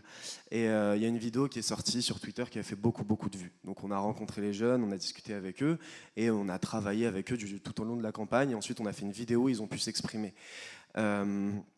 Donc ça, j'en ai parlé rapidement. Je pense d'ailleurs que c'est un sujet qu'il faut vraiment qu'on aborde et qu'on aille sur le fond, sur la question de la police municipale dans certaines villes, hein, parce que la police municipale dans certaines villes est une police politique. C'est une police qui repousse les jeunes dans des endroits, qui comme je l'ai dit tout à l'heure, qui participe à la logique de socio-apartheid. Et il y a une vraie, je pense, une vraie politique, une vraie analyse qu'il faudrait qu'on pousse à ce niveau-là, parce qu'il n'y a pas que la BAC qui fait des violences policières. Il y a des villes où la police municipale répond aux ordres directs du maire pour violenter les jeunes. Donc voilà. Alors, donc juste pour finir sur ça, les discriminations que subissaient ces jeunes, c'était des discriminations donc, racistes, avec des propos qui étaient tenus par la police municipale. C'est marrant parce qu'ils avaient un policier en tête qui apparemment était tout le temps le même, qui qui disaient des petits mots dans l'oreille quand ils contrôlaient, des petits mots racistes, des choses, des fois ça allait encore plus loin, ils pouvaient leur dire ce qu'ils avaient mangé à midi parce qu'ils les surveillaient sur la caméra de surveillance. Mais il n'y a pas que ça, il y a aussi d'autres choses, d'autres discriminations qu'ils subissaient au-delà de la police municipale. Et c'est très complexe. Et c'est pour ça que je pense qu'il faut vraiment qu'on pousse notre analyse sur la politique de la ville dans les quartiers populaires, dans les villes populaires de banlieue, parce qu'il n'y a pas que la question de la police et des violences policières dans ces villes-là. Il y a des jeunes qui sont venus nous voir en nous disant qu'ils avaient grandi dans un bâtiment de la Cité des Indes, qui est une cité historique, et qu'ils avaient grandi, que leur famille était là depuis 30 ans, et qu'on détruisait leur bâtiment du jour au lendemain parce que rénovation urbaine, et qu'on les repoussait plus loin pour faire de l'accession à la propriété privée pour des populations plus bourgeoises au même endroit. Franchement, c'est une politique que je pense néocoloniale, où on dit aux gens de dégager d'un endroit alors qu'ils y sont depuis 30 ans et qu'ils y ont des attaches.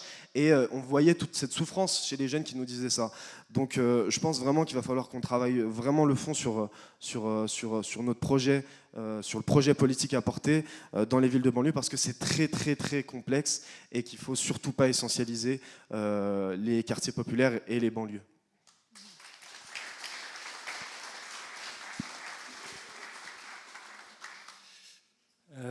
Moi, je vais essayer de répondre d'abord à la question sur la montée de l'antisémitisme.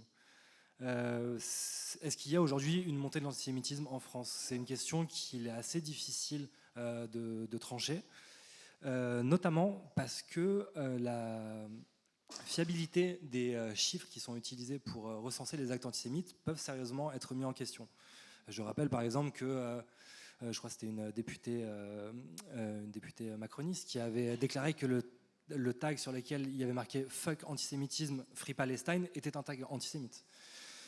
Donc voilà, ceci étant dit, il ne serait pas non plus surprenant qu'il y ait aujourd'hui une montée de l'antisémitisme en France et des actes antisémites en France, et ce pour deux raisons essentielles. La première, c'est qu'il y a une montée du racisme en France, qu'il y a une libération de la parole raciste à tous les niveaux qu'on a pu constater, que les résultats électoraux témoignent de cette libération de la parole raciste et du fait que de plus en plus de personnes assument leur racisme. L'antisémitisme étant un racisme, il serait donc logique qu'il y ait davantage d'antisémitisme qui s'exprime. Le dernier point, c'est que, encore une fois, comme je l'évoquais tout à l'heure à propos du cas de Mohamed Merah ou de l'incendie de la synagogue, il ne serait pas non plus étonnant qu'un certain nombre de personnes, en raison de l'assimilation qui est faite entre juifs et sionisme, en viennent à commettre des actes antisémites, on l'a déjà vu, et c'est pourquoi notre rôle politique, c'est d'essayer au maximum de casser cette assimilation. Sur l'interdiction de la manif de BDS suite à cet incendie, ça aussi, c'est cette instrumentalisation de la question de l'antisémitisme pour réprimer des mouvements sociaux, pour interdire que s'exprime la solidarité avec la Palestine. C'est aussi quelque chose qui est producteur d'antisémitisme, puisque des gens peuvent avoir le sentiment que certaines causes ont le droit de citer, par exemple la défense des Juifs, et que d'autres n'ont pas le droit de citer. Et c'est encore une fois ce deux poids deux mesures qui est absolument mortifère. Peut-être sur la question du sentiment de supériorité, que je trouve que c'est une question assez intéressante, et notamment dans la manière dont ce sentiment de supériorité de l'ordre racial peut être exprimé dernièrement, notamment en ce que l'Occident serait le lieu où sont protégées des minorités, où sont protégés les juifs, où sont protégées les personnes LGBTQIA+, où sont protégées les femmes. Et donc c'est toute cette question de l'homonationalisme et du fémonationalisme, ou encore du philosémitisme, qui s'inscrivent aussi dans ce sentiment de supériorité morale. Et le fait que soit martelé constamment que Israël est la seule démocratie du Moyen-Orient, démocratie pas pour tout le monde, mais participe vraiment de ce sentiment de supériorité où n'importe quel crime peut être commis tant que c'est par un régime ou un État qu'on reconnaît comme l'un des nôtres. Voilà, je ne sais pas si j'ai noté d'autres questions. Merci. Je voulais donner des éléments supplémentaires. Encore une fois, il y a beaucoup de choses à dire et on va continuer à débattre, y compris confronter des points de vue où on peut avoir des désaccords ou des appréciations différentes, mais c'est important et fondamental pour nous.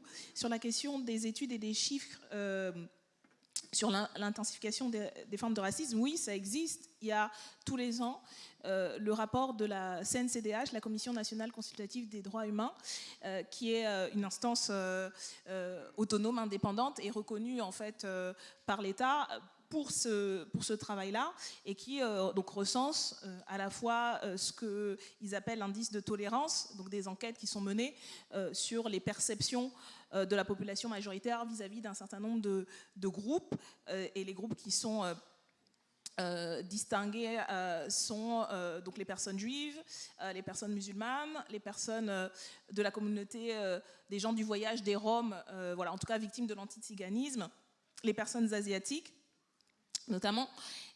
Et donc il y a l'indice de tolérance qui montre que il y a en termes à la fois en fait un indice de tolérance, c'est-à-dire une entre guillemets acceptation de l'ensemble de ces populations qui est en fait en augmentation sur le temps long, avec en même temps la persistance d'un ensemble de préjugés antisémites, négrophobes, etc. Donc il y a aussi, ça donne vraiment des éléments justement pour montrer la contradiction. On est dans une société qui par ailleurs en fait est multiculturelle de fait, et où les gens en fait vivent ensemble et vivent et pacifiquement, etc. Et en même temps avec une persistance. C'est vraiment intéressant. Et il recense aussi en fait les actes antisémites, négrophobes, etc.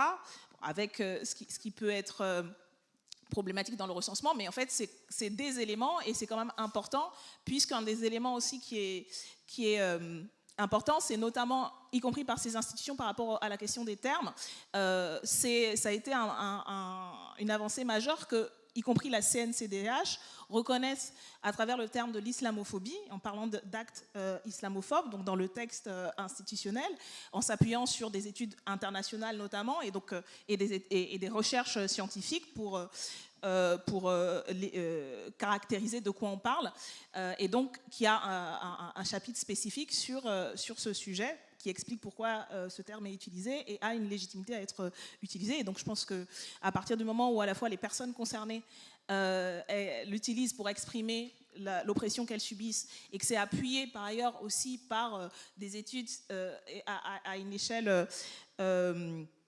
large et rigoureuse par rapport à ce qui a été fait, ce sont des termes, je pense, qui sont légitimes à utiliser, au moins scientifiquement et statistiquement. Après, il y a les débats politiques, et ça, c'est un enjeu du débat politique. Mais donc, c'est aussi des éléments importants. Le travail de la CNCDH, vous avez aussi le travail du défenseur des droits, qui a fait, et donc qui a aussi été une avancée importante, notamment dans la reconnaissance du racisme systémique, des discriminations systémiques. Et c'est un rapport qui date de 2018-2019, un des derniers rapports du défenseur des droits Jacques Toubon, juste avant de partir, et qui est là aussi une source importante. Ce sont des rapports qui sont en ligne, et je vous invite à aller les voir. Deuxième chose sur laquelle je voulais répondre, y compris pour expliquer pourquoi on a mis l'accent sur deux formes de racisme. Nous, notre approche de la question du racisme, c'est en effet une approche qui considère le racisme comme un système qui a une histoire, qui a un début, des développements, des caractéristiques, des expressions singulières, particulières, avec des formes qui ont une antériorité et une histoire différente, mais qui forment un tout. Et donc l'importance de comprendre ce tout, la nature systémique, et surtout de refuser l'opposition et la hiérarchie, qui fait partie par ailleurs, l'opposition des populations, parce que ça fait aussi partie du système raciste de considérer qu'il y a des degrés d'acceptabilité des uns et des autres. Et donc c'est aussi un choix politique de refuser de les opposer en tenant compte aussi de la spécificité de l'antisémitisme, étant donné le crime de la Shoah en Europe, et qui marque et qui constitue un tournant par rapport à la lutte contre l'antisémitisme, et à rappeler aussi que ce tournant n'est pas le fait simplement de la bonne volonté des dominants, ça a été aussi le travail militant des personnes concernées, des descendants de survivants de la Shoah, qui ont mené un travail pour la reconnaissance de ce crime. Ce n'est pas venu, et pendant de nombreuses années, notamment l'État français, et ça continue encore aujourd'hui sur un certain nombre de questions, a refusé de reconnaître, y compris sa propre responsabilité. Donc là aussi, et je pense que c'est aussi une histoire qu'il faut qu'on se réapproprie pour refuser l'opposition. Je me rappelle que lors du débat que nous avions eu l'année dernière, William Hacker expliquait comment, y compris les communautés de gens du voyage, s'étaient inspirés du militantisme des personnes juives contre l'antisémitisme et pour obtenir de l'État la reconnaissance de ces crimes pour mener leur propre bataille, puisque c'est aussi une population qui a subi des crimes génocidaires. Elles ont été victimes des crimes nazis. Et c'est par ailleurs, et c'est ce que montre de manière constante le rapport de la CNCDH, la population qui est au plus bas de l'échelle de la tolérance et qui subit le rapport, je veux dire, systémique ancré le plus permanent qui soit, ce qui nécessite aussi de notre part de mieux se former là-dessus. Et voilà, et y compris d'avoir une action politique, puisque c'est vraiment une des formes les plus ancrées et les moins combattues aux côtés des personnes qui mènent cette bataille. Donc c'est ça notre démarche. Et aussi, en fait, un dernier point qui m'a marqué en lisant, et je pense que ça fait écho à la discussion que nous prenons, en lisant le message d'un compte Twitter qui s'appelle Lettres Téhéran. Peut-être que certains l'ont vu circuler. C'est un compte sur le réseau social X maintenant. Et donc de ce compte qui... Bon, je vais vous lire, vous allez comprendre, et je vais vous expliquer pourquoi je pense que ça fait écho à ce que nous disons. Pourquoi nous quittons X ? Il est temps d'arrêter d'utiliser les femmes iraniennes qui sont harcelées, violées, torturées et tuées par le régime islamique dans le but de stigmatiser une partie de la population française, nourrir des polémiques franco-françaises et viser des ennemis politiques. Cette instrumentalisation se fait au prix de l'invisibilisation de leurs souffrances et ne véhicule qu'un seul message à leur encontre, le mépris. En Iran, il existe des femmes voilées qui luttent contre le voile obligatoire. La lutte contre le voile obligatoire n'est pas une lutte contre les femmes voilées. Plus généralement, les Iraniennes et Iraniens luttent contre l'islam politique et non contre les musulmans qui sont leurs mères, leurs pères, leurs voisins, leurs collègues. Une chose que refusent de comprendre ceux qui, en France, veulent mettre un signe égal entre culture musulmane et islamisme. La devise universelle, femme, vie, liberté, met en première position le mot femme, sans faire de distinction fondée sur la couleur de peau, la religion, les opinions politiques ou l'orientation sexuelle. Cependant, l'extrême droite occidentale, ainsi que son allié, l'opposition royaliste iranienne, et leurs idiots utiles, guillemets soi-disant universalistes, détournent cette devise et notre mouvement pour monter les femmes les unes contre les autres et les causes les unes contre les autres. L'objectif de ce compte était de dénoncer la répression et la cruauté du régime islamique envers les Iraniennes et les Iraniens et mettre en avant leur courage, leur persévérance dans leur lutte pour la liberté. Face à la récupération politique systématique à des fins racistes, réactionnaires et misogynes, nous avons pris la décision de fermer ce compte. Il est évident que X n'est plus un espace propice à cet objectif. Par considération pour le combat progressiste, pour la liberté et l'égalité du peuple iranien, nous refusons de devenir un instrument au service des xénophobes et réactionnaires qui ont pris position de ce réseau. La lutte continue. Nous trouverons un autre moyen pour faire résonner la voix des combattantes et combattants de la liberté. En attendant, vous pouvez nous suivre sur Instagram. Donc c'est Lettres des Téhéran au pluriel. Pourquoi, au-delà même du sujet propre, je trouve ce message puissant, important à faire connaître. C'est pour montrer comment la question du racisme et de l'instrumentalisation du racisme affaiblit nos luttes ici et a aussi des répercussions au niveau international. Et je pense que ce à quoi m'a fait penser ce texte, c'est la manière dont l'islamophobie ou l'utilisation de la stigmatisation des personnes musulmanes, notamment des femmes, qui est utilisée là au prétexte de soutenir la lutte des femmes iraniennes, non seulement affaiblit cette lutte, parce que c'est des militants et militantes de cette cause-là, des personnes concernées en fait, qui ne peuvent plus mener cette bataille. Je crois que ça participe en plus à renforcer la propagande du régime iranien, parce que qui peut arguer de cette islamophobie pour continuer ces mesures répressives, donc ça augmente. Et bien sûr, ça divise notre propre camp en ce qui est une partie des personnes qui mènent cette lutte de solidarité avec les femmes iraniennes. Je pense que de la même manière, l'antisémitisme quand il est utilisé, que ce soit que l'on confonde ou qu'on amalgame les juifs à la politique israélienne, ou qu'on est uniquement sur tous les caricatures et les stigmates antisémites qui existent dans notre société, qui sont véhiculés dans notre société.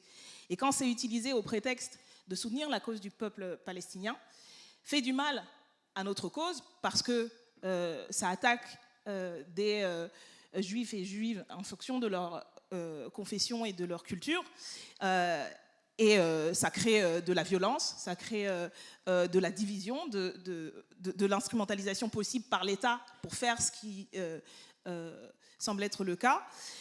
Et ça renforce par ailleurs le régime d'extrême droite qui commet le génocide en Palestine, parce que c'est un argument de plus pour légitimer les crimes qu'ils font. Et les Palestiniens et les Palestiniennes n'ont certainement pas besoin des antisémites pour dévoyer et salir leur lutte légitime pour leur libération, qui est aussi fondamentalement une lutte antiraciste, parce que la question aussi du racisme anti-palestinien, anti-arabe est un élément et un aliment qui justifie la manière dont on ne considère pas que les vies palestiniennes valent autant que n'importe lesquelles des autres.